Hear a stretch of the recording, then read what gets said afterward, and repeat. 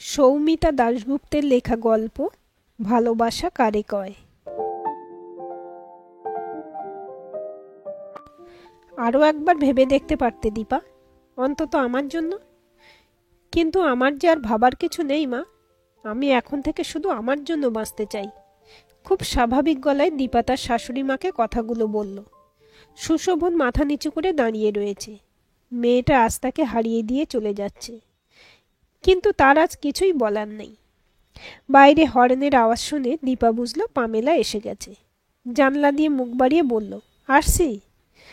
দীপা শাশুড়ি মায়ের পায়ে হাত দিয়ে প্রণাম করল। যাচ্ছি মা। আসছি বলো, যাচ্ছি নয়। তপতির ছেলে বউয়ের মাথায় হাত দিয়ে প্রাণ ভরে আশীর্বাদ করলেন। তারপর ছেলের দিকে তাকিয়ে বললেন, আমার ঘরের লক্ষ্যে চলে যাচ্ছে রে। তপতির জন্য দীপার বুকের ভেতরটা মোচড় দিয়ে উঠল। এই মানুষটাকে সত্যি সে খুব ভালোবাসে। বাইরে বেরিয়ে দেখল পামেলা গাড়ির সামনে দাঁড়িয়ে আছে। দীপা শুধু অস্পষ্ট স্বরে পামেলাকে বলল, আমি এসেছি। পামেলা গাড়ি চালাচ্ছে, পাশে দীপা। সবটুকু নিয়ে আসতে পেরেছিস তো? দীপা মাথা নাড়িয়ে বলল, হ্যাঁ পেরেছি। একটা গান করবি দীপা? অনেকদিন তোর গান শুনি না। শ্রাবণের ধারার মতো পড়ুক ঝরে। তোর জীবনের সব কষ্ট শ্রাবণের ধারার মতো আজ ধুয়ে যাক। দীপা পামেলার কাঁধে মাথা রাখল, বলল, আজ অন্য একটা গান গাইতে ইচ্ছে করছে, শুনবি? সখী ভাবনা কাহারে বলে, সখী যাতনা কাহারে বলে। পামেলা চোখ ঝাপসা। গানের প্রতিটি শব্দ যে খুব সত্যি। খুব ছোটবেলায় বাবাকে হারিয়েছিল দীপা। সেলাই করে আর আচার বিক্রি করে দীপার মা সংসারটা টেনে নিয়ে চলছিল। তার বয়স তখন 17। মাধ্যমিক পাশ করে একাদশ শ্রেণীতে ভর্তি হয়েছে সে। চোখে স্বপ্ন ছিল আরও পড়াশোনা করে মাকে সুখের আবেশে মুড়িয়ে দেওয়ার। কিন্তু ভাগ্যের নিষ্ঠুর পরিহাসে মাত্র দুদিনের জ্বরেই অনাথ হয়ে গেল দীপা। দিদা তখনও বেঁচে ছিলেন। মায়ের মৃত্যু সংবাদ পেয়ে দীপাকে নিজের কাছে নিয়ে এসে রাখলেন। এই নিয়ে মামা মামির সাথে অনেক বিরোধ করতে হয়েছিল দিদাকে। কিন্তু দিদা বলেছিলেন, আমার ঘরে ও থাকবে, বাড়িটা এখনো পর্যন্ত আমার। তাই মামা মামিরা সেরকম কিছু কথা বলতে পারেননি। কিন্তু খাওয়া পড়া শুরু হলো এই নিয়ে খোঁটা দেওয়া। বলা বাহুল্য, দীপা কিছুদিনের মধ্যেই মামার বাড়িতে হয়ে উঠল একজন বিনা পয়সার কাজের লোক। দিদা বুঝলেও প্রতিবাদ করতে পারতেন না, কারণ তিনি নিজেও ছেলেদের উপর নির্ভরশীল। এইভাবে কেটে যাচ্ছিল দীপার জীবন। না, দীপার আর পড়াশোনা করা হয়নি। চেষ্টাই করেননি মামারা কখনো তাকে স্কুলে ভর্তি করে দিতে। পামেলার সাথে দীপার পরিচয় এই মামার বাড়িতে এসেই। দীপার মামার বাড়ির পাশেই একটা ফ্ল্যাট কিনে এসেছিলেন পামেলা আর তার বাবা। সে যখন খুব ছোট তখন তার মা তাদের ফেলে চলে যায় অন্য কারোর সাথে ঘর বাঁধার জন্য।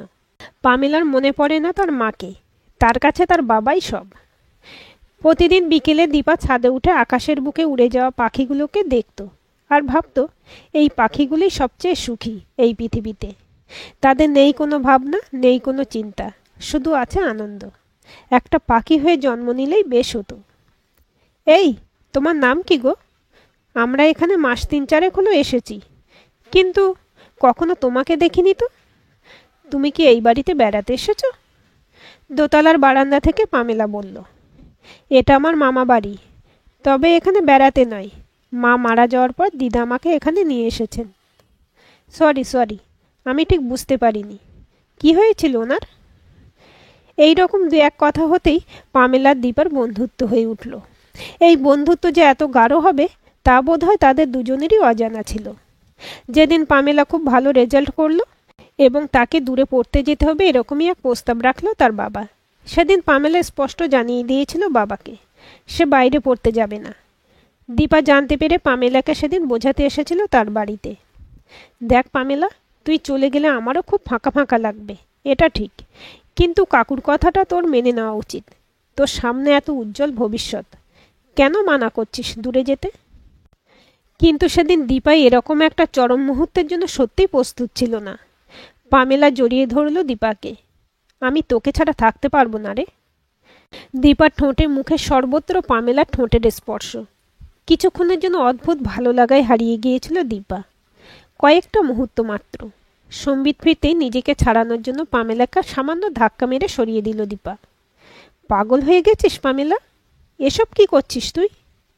হ্যাঁ রে, আমি পাগল হয়ে গেছি। আমি তোকে পাগলের মতো ভালোবাসি। তোকে ছাড়া আমি এক মুহূর্ত কেন, একটা দিনও থাকতে পারবো না। কিসের আপত্তি তোর? এখন সমাজ এই সম্পর্কটাকে মেনে নেয়। আমি নিজের পায়ে দাঁড়িয়ে নিই, তারপর আমি তোকে নিয়ে থাকবো। তুই আমার জন্য অপেক্ষা করবি তো? বাকরুদ্ধ হয়ে গিয়েছিল সেদিন দীপা। নিজের মনকে প্রশ্ন করেছিল সে, পামেলার উষ্ণতা কেন তার ভালো লাগলো? তবে কি সেও এরকম স্পর্শের আকাঙ্ক্ষা করেছিল? উত্তর পায়নি দীপা, শুধু বলেছিল, পামেলা, পাগলামো করিস না। আমি তোর বন্ধু হয়ে সারা জীবন থাকতে চাই। অন্য কোনো চিন্তা মাথায় আনিস না। তুই পড়তে বাইরে যা, নিজের পায়ে দাঁড়া। আমরা বন্ধু হয়ে আছি, বন্ধু হয়েই থাকবো। আজ 2 দিন হয়ে গেল দীপা পামেলার ফোন একবারও রিসিভ করেনি।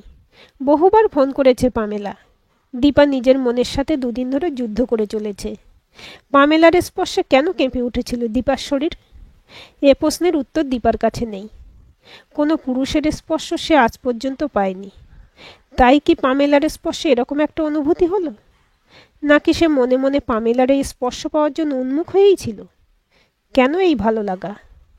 দীপা, শুনেছিস? উৎকণ্ঠাপূর্ণ দিদার গলার আওয়াজে চমকে উঠেছিল দীপা। তোর মামিরা তোর জন্য বিয়ের সম্বন্ধ এনেছে রে। তোর ছোট মামির এক দুঃসম্পর্কের মাসির ভাসুরপো হয় ছেলে। ছেলে নাকি উচ্চপদস্থ সরকারি কর্মচারী। তোর মামির মাসতুতো বোন আর ছেলে নিজে কাল তোকে দেখতে আসবে। যদি পছন্দ হয় তাহলে নাকি এই মাসের মধ্যেই বিয়ে হয়ে যাবে। কোনো দাবি দেওয়া নেই। ছেলের মা নাকি ভীষণ অসুস্থ, তাই বিয়ের ক্ষেত্রে আর দেরি করতে চাইছে না। দীপার দিদা কথাগুলো এক নিঃশ্বাসে বলে তার মুখের দিকে তাকিয়ে রইলেন। হঠাৎ আমার উপরে এত দয়া মামিদের? এত ভালো একটা ছেলে আমার মতো একটা সামান্য মাধ্যমিক পাশ মেয়েকে বিয়ে করতে রাজি হলো? অসম্ভব। আমিও তো সেটা ভয় পাচ্ছি রে। ছেলে আর ছেলের খুড়তুতো বোন, এরা দুজনে মিলে যা ডিসিশন নেবে সেটাই নাকি ফাইনাল। তোর বাবার না আছে পয়সা, না আছে তোর শিক্ষাগত যোগ্যতা, এমন কিছু রূপসীও তুই নস। তাহলে কিসের উপর ভিত্তি করে বিয়ে করতে চাইছি তোকে? আমার মন মানছে না রে। অত সন্দেহের কি আছে গো? মেয়ের বিয়ের বয়স হয়ে গেছে, সম্বন্ধ এসেছে, আর আমরা কি জেনে শুনে ওকে জলে ফেলে দেব? এখানে ছেলের কোনো দাবি দেওয়া নেই, শুধুমাত্র রেজিস্ট্রি ম্যারেজ করে মেয়েকে নিয়ে যেতে চাই, যদি ওদের পছন্দ হয়। এতে তোমাদের আপত্তির কি আছে সেটাই তো বুঝছি না। ছোট মামি আড়াল থেকে তাদের কথোপকথন শুনেছে। দীপা দেখল দিদার চোখের কোণায় জল। পরিস্থিতি সহজ করার জন্য বলল, তোমরা যা ভালো বুঝবে করো মামি, আমার কোনো আপত্তি নেই। দীপা ভালো মতোই জানে এই বিয়ের পিছনে এমন কিছু গোপন তথ্য রয়েছে যেটা বিয়ের আগে কখনোই প্রকাশ পাবে না। যুদ্ধ ওকে করতেই হবে। কোনো ভালো পরিবার, ভালো ছেলে যে ওর কপালে নেই সেটা সে ভালো মতনই বুঝে গেছে। খুব ইচ্ছে করছিল পামেলাকে ব্যাপারটা জানায়, কিন্তু দীপা জানে পামেলা এই ঘটনা শোনার পর আরও অস্থির হয়ে উঠবে। অজানা আশঙ্কায় দীপার বুক কাঁপছে। হঠাৎ মোবাইলটা বেজে উঠল। Pamela, hello. 2 দিন ধরে ফোন করছি, ফোনটা ধরছিস না কেন? কি এমন অপরাধ করে ফেললাম যে আমার সাথে কথা বলা যায় না? আমি ব্যাঙ্গালোরে চলে যাচ্ছি, এটা জানানোর জন্যই তোকে ফোন করেছি। দীপা চুপ করে আছে, শুধু বলল, আমি আসছি তোর বাড়িতে। সেদিনের ঘটনা আজও মনে আছে দুজনের। দীপা যেতেই ওকে জড়িয়ে ধরেছিল পামেলা। বলেছিল, এই ভালোবাসা কোনো পাপ নয়, ভালোবাসা লিঙ্গ মেনে হয় না। দীপা তার বিয়ের কথা বলতে পারেনি সেদিন পামেলাকে, কিন্তু অদ্ভুত এক ভালো লাগার অনুভূতিতে দুজনে দুজনকে সঁপে দিয়েছিল। তার পরের দিনই পামেলা চলে গিয়েছিল ব্যাঙ্গালোরে। আর সেদিনই পাত্র পাত্রের খুড়তুতো বোন ঝুমা দেখতে এসেছিল দীপাকে। 2-একটা কথা বলার পর ঝুমা ছোট মামিকে জানিয়ে দিল পাত্রী তাদের পছন্দ এবং এই মাসের মধ্যেই বিয়ে দিতে চায়। একটুও খুশি হয়নি এ খুশির সংবাদ এসে, কারণ দীপা জানে যে গল্প রচনা করার ভূমিকা এটা, সেই গল্পের উপসংহার মোটেই সুখকর হবে না। কিন্তু কি অপেক্ষা করছে দীপার জীবনে সেটাই দীপা বুঝতে পারছে না। যথারীতি কয়েকদিন বাদেই বিয়ে। খবরটা ব্যাঙ্গালোরে পামেলার কানে গিয়ে পৌঁছালো। ফোন করে খুব কেঁদেছিল সেদিন পামেলা। বলেছিল, আমাকে ঠকালি দীপা। মামা মামির সংসারে যে গলগ্র হয়ে বেঁচে থাকে সে কি করে বলবে যে এই বিয়েতে রাজি নয়? মামা মামির কাছেও বিনা পয়সার কাজের লোক ছিল সে। আর শ্বশুরবাড়িতে গিয়েও তার জন্য এরকমই চমকপ্রদ কিছু একটা অপেক্ষা করছে বলে তার নিশ্চিত বিশ্বাস। কোর্টে তার রেজিস্ট্রির দিন হাজির হলো তার স্বামী সুশোভন আর তার খুড়তুতো বোন ঝুমা। আর মামার বাড়ি থেকে গিয়েছিল ছোট মামা আর মামি। রেজিস্ট্রির সিঁদুরদান সম্পন্ন হওয়ার পর দীপা চলল শ্বশুরবাড়ি। রাস্তায় সুশোভন আর ঝুমা অনর্গল কথা বলে যাচ্ছিল। আর দীপা শুধু অপেক্ষা করছিল সেদিন তার জন্য কি অপেক্ষা করছে সেটা জানার জন্য। শ্বশুরবাড়িতে ঢুকেই দেখল ঠিক যেন তার মায়ের মতন কেউ দাঁড়িয়ে আছে হাতে বরণ ডালা নিয়ে। গাড়ি থামতেই তিনি এগিয়ে এলেন। তার সঙ্গে দ্বিতীয় কাউকে দেখতে পেল না দীপা। বরণ শেষে তিনি বললেন, এসো মা, ঘরে এসো। মা? কতদিন পর তাকে কেউ মা বলল। মোটেই আশা করেনি এরকম কিছু দীপা। তাহলে কি সে যা ভাবছিল সেটা ভুল? ভগবান, তাই যেন হয়, দীপা মনে মনে বলল। শাশুড়ি তাকে নিজের ঘরে নিয়ে গেলেন। তারপর নিজের আলমারি থেকে একটা শাড়ি বের করে বললেন, এটা তুমি পরো, যাও ওদিকে বাথরুম, ফ্রেশ হয়ে নাও। একটা কথা জিজ্ঞাসা করব মা? দীপা বলল, নিশ্চয়ই। আপনার ছেলে শুনেছে খুব বড় একজন উচ্চপদস্থ সরকারি কর্মচারী। আপনি অসুস্থ তাই বিয়েটা এত তাড়াতাড়ি করে হলো। কিন্তু বাড়িতে কোনো লোকজন নেই কেন? আপনারা মা ও ছেলে ছাড়া মাত্র একজনই এসেছে, ঝুমা। আমি নয় মা বাপ মারা মেয়ে, কিন্তু আপনাদের তো অনেক আত্মীয় স্বজন থাকতে পারে, তাদের কাউকে দেখছে না তো? তপতি হাসলেন একটু। দীপাও মনে মনে হাসল। এবার আসল রহস্য বোঝা যাবে, যার জন্য সে অপেক্ষা করছে। তপতি বললেন, এই যে বাড়িটা দেখছ, এটা নতুন কেনা হয়েছে, মাত্র কয়েকদিন আগে গৃহপ্রবেশ হলো। আশেপাশের এখানে কেউ আমাদের চেনে না। আমাদের বাড়ি ছিল জলপাইগুড়িতে, ওই বাড়ি বিক্রি করে এখানে বাড়ি কেনা হয়েছে। আমার ছেলের বদলি হয়েছে এখানে, তাই এখানে বাড়ি কিনেছে, এটাই সবাই জানে। তোমাদের এই বিয়েতে আমার ঘোরতর আপত্তি ছিল, আমি তোমাকে দেখতেও যাইনি। আমি জানি কোনো অসহায় মেয়ে ছাড়া এরকম একটা বিয়েতে কেউ রাজি হবে না, সবার মনেই সন্দেহ জাগবে। আমি সেরকম কোনো অসহায় মেয়েকে এইরকম একটা পরিস্থিতির মধ্যে ফেলতে চাইনি, বিশ্বাস করো। কিন্তু আমার হাত পা বাঁধা। সন্তানের সাথে লড়াই করা চলে না। ঝুমা সম্পর্কে আমার দেওরের মেয়ে, তোমার ননদ। কিন্তু আমার ছেলের সঙ্গে ওর একটা অবৈধ সম্পর্ক আছে, যেটা আমরা সবাই জানি। তাই আমি আমার ছেলের বিয়ে দিতে কখনোই চাইনি। কিন্তু ঝুমা প্রেগনেন্ট, ওদের দুজনের বিয়ে হওয়া কখনোই সম্ভব নয়। অথচ ওরা সন্তানটিকে পৃথিবীতে আনতে চাইছে। তাই একটা প্ল্যান করলো ওরা। বিয়ে করবে সুশোভন, কেউ জানবে না। আত্মীয় স্বজন এখানে আমাদের কেউ নেই। এমন একজন অসহায় মেয়েকে বিয়ে করবে যার যাওয়ার কোনো জায়গা নেই। পেয়ে গেল তোমাকে। ঝুমার সন্তান হবে, পৃথিবীর আলো দেখবে, আর নাম হবে সুশোভন আর তোমার সন্তান। শুধু তাই নয়, সন্তান হওয়ার পর তোমার কপালে আরও কিছু অপেক্ষা করছে। ওরা তোমাকে এখানে থাকতে দেবে না। হ্যাঁ, পরিবর্তে কিছু টাকা তোমাকে দেবে, তবে চরিত্রের দোষ দিয়ে তোমাকে এখান থেকে বের করে দেবে। তারপর তোমার কি দশা হবে দীপা? তপতি কেঁদে ফেললেন। আমি একটুও আশ্চর্য হইনি মা। আমি জানতাম এরকমই কিছু একটা ঘটনা আমার জন্য অপেক্ষা করছে। আমার যাওয়ার কোনো জায়গা নেই। যে কটা দিন আমাকে ওরা বের করে না দেয়, ততদিন আমরা মা মেয়ে হয়ে থাকতে পারি না? তপতি জড়িয়ে ধরলেন দীপাকে। সেদিন রাতেই পামেলাকে ফোন করে দীপা সব জানায়। পামেলা বলে, আমি আর তোর কোনো কথাই শুনবো না। যেদিন আমি ব্যাঙ্গালোর থেকে ফিরব সেদিন তুই আমার কাছে চলে আসবি। যদি ভাই বোনের অবৈধ সম্পর্কে সংসার রচনা হয়, তাহলে আমাদের সম্পর্কটাকে অস্বীকার করার কোনো অধিকার তোর নেই। সেদিন থেকে দীপা শুধু অপেক্ষা করত পামেলার ফিরে আসার। পামেলা ছুটিতে যখন আসতো তখন তারা দুজনে নিজেদের মতো করে দিন কাটাতো। সম্পর্কের বৈধতা নিয়ে তখন আর তারা চিন্তিত ছিল না। একদিনের জন্য দীপা নিজের স্ত্রীর দাবি নিয়ে সুশোভনের সামনে দাঁড়ায়নি। সকালে উঠে মামা বাড়িতে যেরকম নিজেকে সঁপে দিত সংসারের কাজের মধ্যে, এখানেও তার ব্যতিক্রম ঘটেনি। এভাবেই চলছিল দীপার জীবন। খাবার পরিবেশন করার সময়টুকু ছাড়া সে সুশোভনের মুখোমুখি যাতে না হতে হয় সেই চেষ্টাই করত। ঝুমা আর সুশোভন সকালবেলায় খাওয়া দাওয়া করে একসাথে বেরিয়ে যেত। কোনো এক প্রাইভেট কোম্পানিতে চাকরি করত ঝুমা। প্রেগনেন্সি অবস্থায় যা যাভাবে যত্ন করা যায় সেরকমভাবেই দীপা ঝুমার যত্ন করত। বাচ্চাটা তো কোনো দোষ করেনি। এইভাবেই চলছিল দীপার রোজ নামচা। এরই মধ্যে ঝুমা কন্যা সন্তান প্রসব করল। আত্মীয় স্বজন মহলে খবর দেওয়া হলো সুশোভন ও তার সন্তান হয়েছে। এবার হয়তো তার চলে যাবার পালা। পামেলা একটা লেডিস হোস্টেলের ব্যবস্থা আগে থেকেই করে রেখেছিল দীপার জন্য। কিন্তু ঝুমা জানালো তার কোথাও যাবার দরকার নেই, সে যেন এখানেই থাকে, কারণ কিছুদিন বাদে তাকে জয়েন করতে হবে। তখন বাচ্চার দেখভালের জন্য দীপা থাকলেও তাদের সুবিধা। মেনে নিয়েছিল দীপা, কারণ এমনিতেও তাকে লেডিস হোস্টেলে থাকতে হতো। এখানে থাকলে অন্তত তপতির কাছে থাকতে পারবে। তপতিও খুব খুশি হয়েছিল। কিন্তু হঠাৎ করেই যেন সব কিছু একদিন ওলটপালট হয়ে গেল।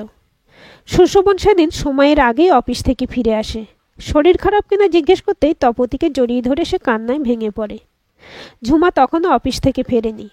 দীপা রান্নাঘর থেকে পায়ে পায়ে এগিয়ে এসে ঘরের দরজার সামনে দাঁড়ালো। দীপা শুনল সুশোভন বলছে, বেশ কিছু মাস যাবৎ ঝুমার আচরণে পরিবর্তন লক্ষ্য করেছে সে। হোয়াটসঅ্যাপ চেক করার পর সেই সন্দেহ বদ্ধমূল হয়েছে। ঝুমার সাথে প্রীতম নামের একটি ছেলের এমন কিছু কথোপকথন সে পড়েছে, তাতে অনায়াসেই প্রমাণ হয় তাদের মধ্যে সম্পর্ক বহু বছরের। আর এই বাচ্চাটিও তাদের দুজনের। ঝুমাকে সে কথা জিজ্ঞাসা করাতে সে অস্বীকার করেনি, বরং বলেছে প্রীতমের সাথে তার বউয়ের ডিভোর্সের ফাইল চলছে গত 1 বছর ধরে। কিছুদিনের মধ্যেই হয়তো ডিভোর্স হয়ে যাবে, তারপর তারা বিয়ে করবে। সুশোভন যদি চায় তাহলে এখনই সে এই বাড়ি ছেড়ে চলে যেতে পারে, কোনো অসুবিধা নেই। এই কথা আগে জানালে বাচ্চাটাকে নষ্ট করতে হতো, কিন্তু সেটা প্রীতম বা ঝুমা কেউ চায়নি, তাই সুশোভনকে হাতিয়ার করেছে মাত্র। ঝুমা সেদিন অনেক রাতে বাড়ি ফিরেছিল। জানিয়ে দিয়েছিল সেদিন মেয়ে নিয়ে কালকে সে চলে যাবে লেডিস হোস্টেলে। প্রীতমের সাথে শুধু ওর বউয়ের ডিভোর্সের অপেক্ষা। প্রচুর টাকা খোরপোশ চেয়েছে, তাই এতদিন ধরে কেসটা চলছিল। তোর সাথে কথা বলতে আমার ঘৃণা হচ্ছে ঝুমা, সুশোভন দাঁতে দাঁত চেপে বলেছিল। তাই নাকি? তুই কোথাকার সাধু পুরুষ রে? তাচ্ছিল্যের হাসি ঝুমার মুখে। দীপা ঘরে এসে দরজা বন্ধ করে দিল। পামেলাকে ফোন করল। তোর তো এখানে পার্মানেন্টলি আসতে এখনো অনেক দেরি, তাই না? তুই আমাকে নিয়ে যাবি ব্যাঙ্গালোরে? কি হয়েছে? তুই এসে আমাকে নিয়ে যেতে পারবি কিনা বল। নিশ্চয়ই পারবো, আগে বল কি হয়েছে। সব খুলে বলেছিল সেদিন দীপা পামেলাকে। দীপা জানে সুশোভন এবার তার কাছে ক্ষমা চাইতে আসবে, নতুন করে জীবন শুরু করার কথা বলবে। কিন্তু না, পামেলাকে সে আর ঠকাবে না। সমাজ মানুক আর নাই মানুক, সে চলে যাবে পামেলার সাথে, নতুন করে বাঁচবে তারা। ঝুমা চলে যাবার পর তপতি আর সুশোভন তাকে অনেক বোঝানোর চেষ্টা করেছিল। দীপা স্মিত হেসে শুধু বলেছিল তপতিকে, কাল পামেলা আসছে মা। পামেলার কথা তপতিকে দীপা সবটাই বলেছিল, কিছুমাত্র গোপন করেনি। গাড়ি এসে থামল এয়ারপোর্টের সামনে। পামেলার বাবা দাঁড়িয়েছিলেন তাদের অপেক্ষায়। কিছুক্ষণ পরেই ফ্লাইট। দুজনের মাথায় হাত রাখলেন তিনি। বললেন, সুখী হোস তোরা, আমার আশীর্বাদ রইল। দীপ আর পামেলা এগিয়ে চলল একটা সুখের গল্প লিখবে বলে। আজকের গল্পটি আপনাদের কেমন লাগলো কমেন্ট করে জানাবেন। ভালো লাগলে অবশ্যই একটা লাইক দেবেন আর চ্যানেলটি সাবস্ক্রাইব করে সাথে থাকবেন, এবং নতুন ভিডিও আপডেট পেতে বেল আইকনটি ক্লিক করে রাখুন। গল্পটি ভালো লাগলে অন্যদের সাথে শেয়ারও করতে পারেন।